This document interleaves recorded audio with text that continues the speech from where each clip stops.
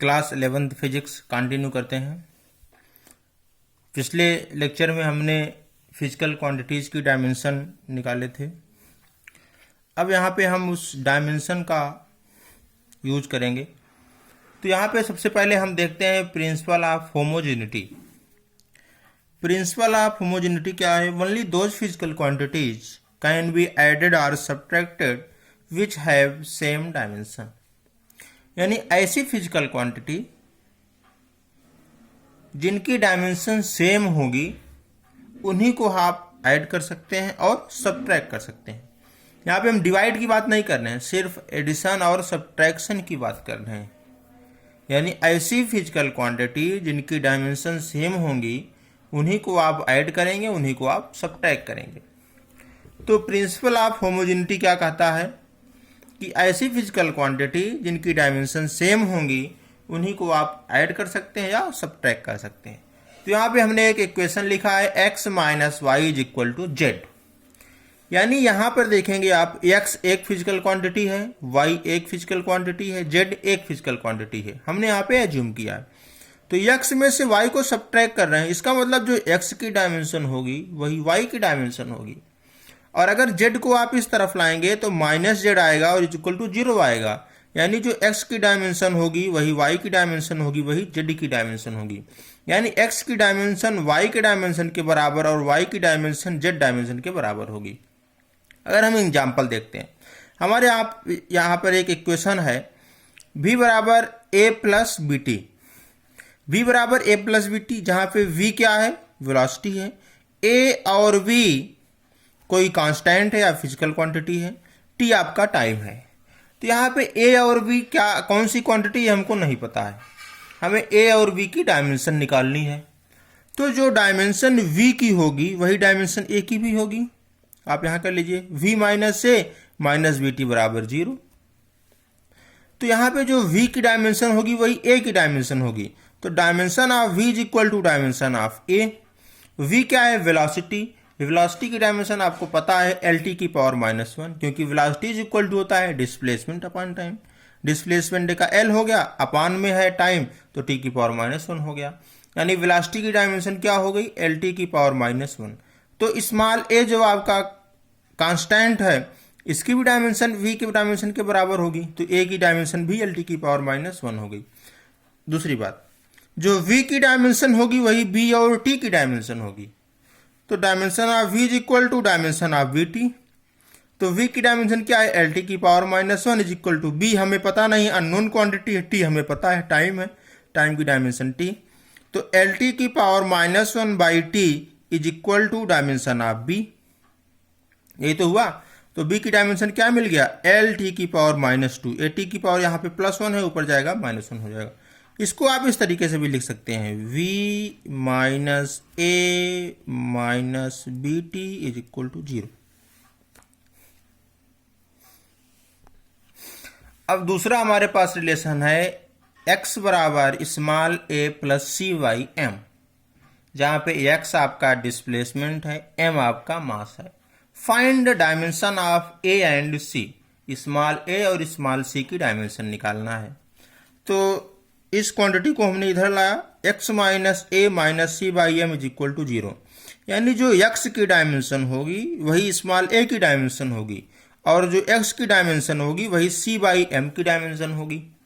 तो dimension of x equal to dimension of a, क्योंकि अभी हमने प्रिंसिपल ऑफ होमोजेनिटी पढ़ा जिसके आधार पर ऐसी फिजिकल क्वांटिटी जिनकी डायमेंशन सेम होंगी उन्हीं को आप ऐड करेंगे या उन्हीं को आप सब्ट्रैक्ट करेंगे। यानी यहाँ पे सब्ट्रैक्शन हो रहा है स्मॉल a का। तो जो x की डायमेंशन होगी वही स्मॉल a की डायमेंशन होगी according to principle of homogeneity. तो डायमेंशन ऑफ x क्या है आपका? Displacement. Displacement is a type of distance जिसकी डायमेंशन होती है स्क्वायर ब्रैकेट में कैपिटल L। तो यही डायमेंशन स्मॉल a के बराबर होगी, तो इसकी भी डायमेंशन कैपिटल L। यानी स्मॉल a की डायमेंशन क्या मिल गई? Capital L। फिर डायमेंशन ऑफ x बराबर dimension of c by M. c आपका एक कांस्टेंट है, m आपका मास है, तो मास की डायमेंशन m। तो जो x की डायमेंशन होगी वही c बाई m की डायमेंशन होगी। तो यहाँ पे m को इधर लाएंगे तो m की पावर +1 l की पावर +1 बराबर c की डायमेंशन। यानी सी की डायमेंशन हमको मिल गई m की पावर 1 l की पावर 1 विथ स्क्वायर ब्रैकेट। फिर हम इस प्रिंसिपल ऑफ होमोजेनिटी से क्या क्या कर सकते हैं। सबसे पहले तो इस प्रिंसिपल ऑफ होमोजेनिटी से हम किसी फिजिकल रिलेशन को चेक कर सकते हैं कि वो करेक्ट है कि नहीं करेक्ट है। यानी जितने भी फिजिकल रिलेशन हैं उनको आप कैसे चेक कर सकते हैं, प्रिंसिपल ऑफ होमोजेनिटी से।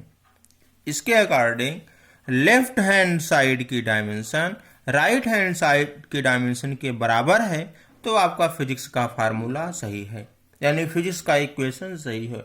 चाहे वो इक्वेशन ऑफ मोशन हो, चाहे वो वर्क का फार्मूला हो, चाहे फोर्स का फार्मूला हो, चाहे एनर्जी का फार्मूला हो, चाहे जो फार्मूला हो, चाहे जो क्वांटिटी हो, यानी कि ऐसी फिजिकल क्वांटिटी जो किसी अदर फिजिकल क्वांटिटी के साथ रिलेट हो रही हैं, तो इसके लिए लेफ्ट हैंड साइड की डायमेंशन राइट हैंड साइड की डायमेंशन के बराबर होना चाहिए। तो पहला चीज क्या है, to check the correctness of a physical relation.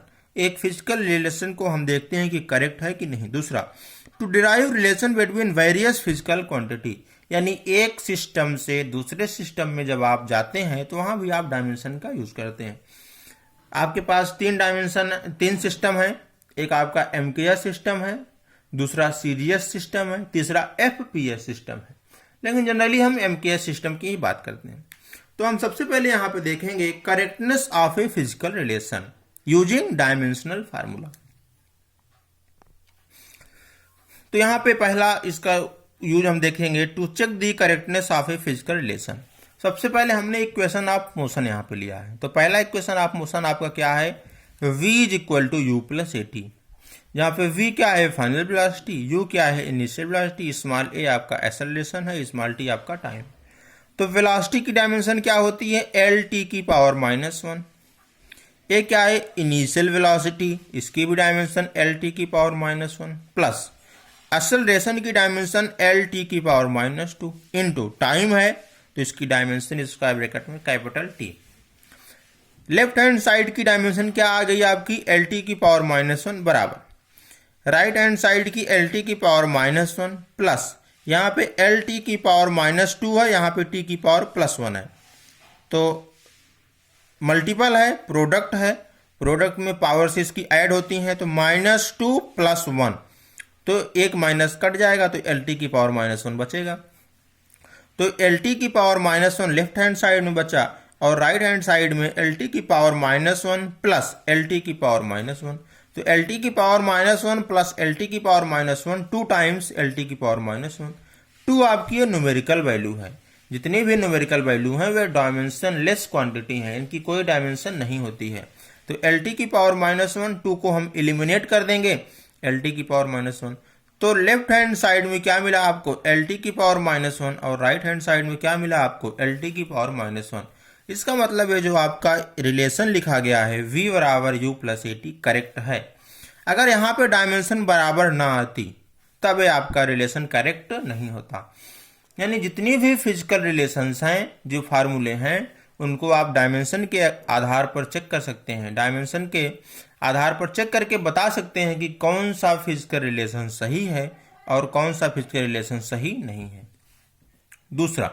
दूसरा इक्वेशन ऑफ मोशन हमारे पास है s बराबर U T plus half A T square.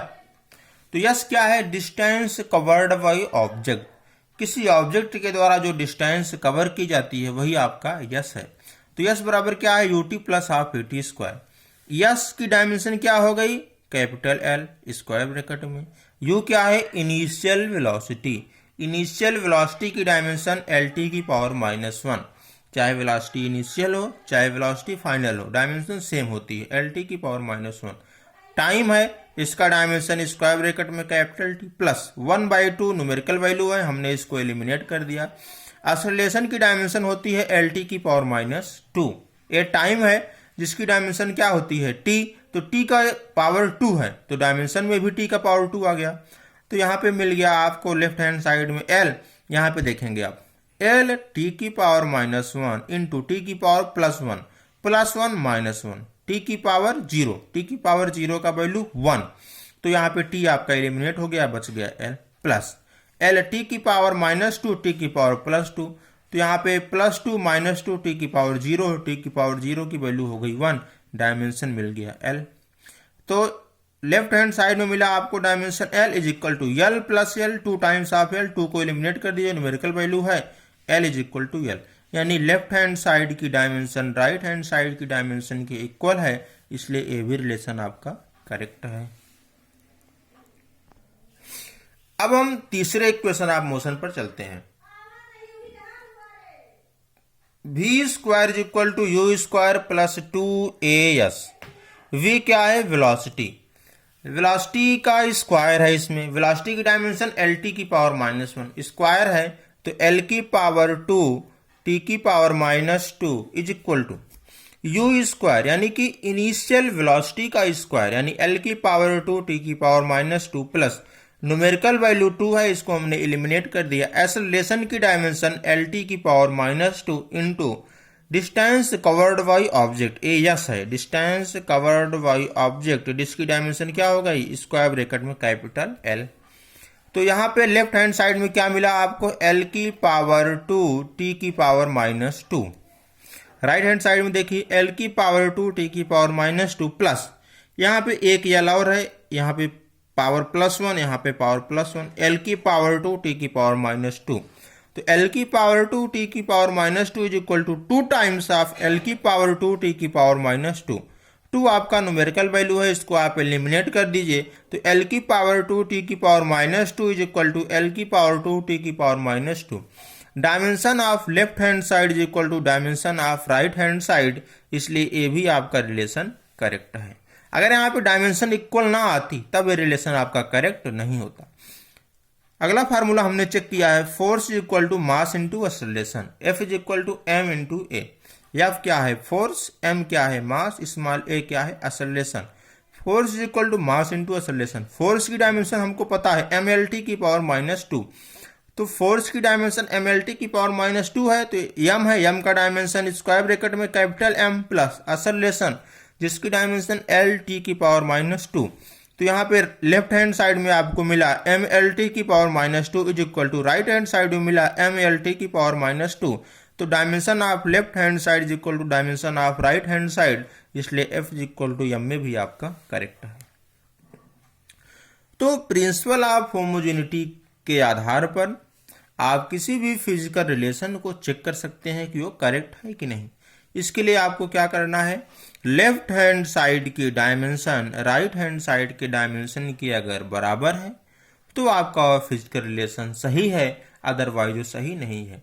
यानी बाएं तरफ की बीमा दाएं तरफ की बीमा के बराबर है तभी वो आपका फिजिकल रिलेशन सही है।